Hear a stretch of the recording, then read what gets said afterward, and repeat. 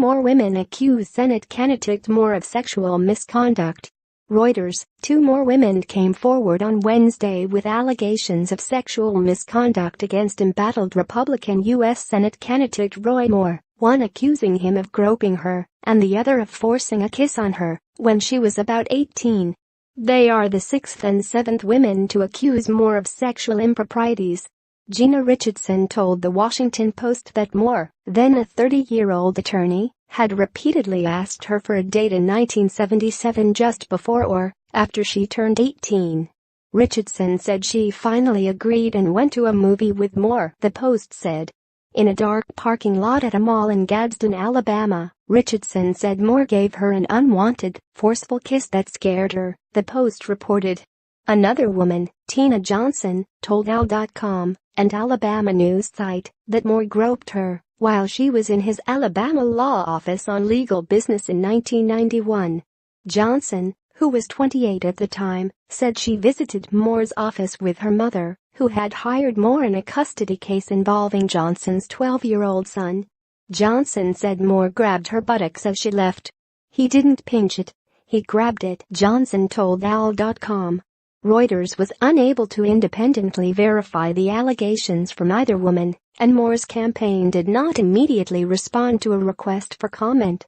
5 other women have accused Moore of sexual misconduct or of dating them when he was in his 30s and they were teenagers, prompting a wave of demands from National Republican Party leaders that he drop out of the December 12 special Senate election to fill the seat vacated by Jeff Sessions when he was named U.S. Attorney General last spring.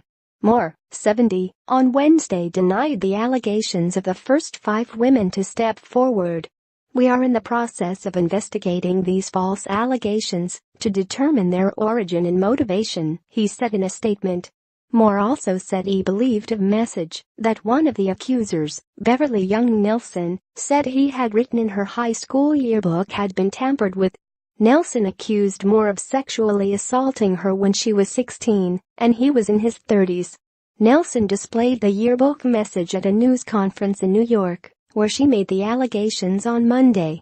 Moore's campaign on Wednesday demanded that Nelson turn over the yearbook to a neutral custodian so a handwriting expert could examine it.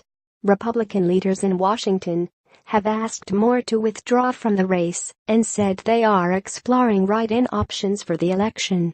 The Alabama State Party's leadership was meeting on Wednesday night to discuss their stance.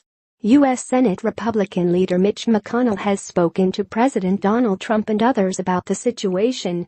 Trump appeared at the White House on Wednesday but did not make any mention of Moore. Under state law, Moore cannot be removed from the ballot.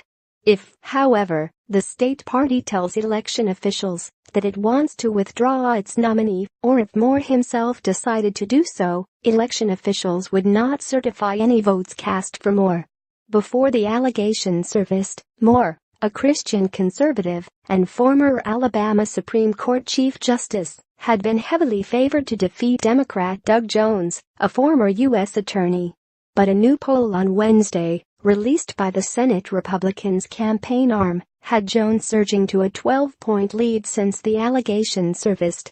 A Democratic win in Alabama would be a blow to Trump's agenda and shift the political outlook for next year's congressional elections, giving Democrats a stronger shot at wiping out the Republicans' 52-48 Senate majority. Moore has suggested that McConnell and other establishment Republicans are working in tandem with news media to discredit him. The Washington Post had first disclosed allegations by 4 women about their relationships with Moore when they were teenagers, ranging in age from 14 to 18. One of the women said he initiated sexual contact with her when she was 14, and Moore was in his 30s. Additional reporting by Mohammed Zargam and Eric Beach, editing by Leslie Adler.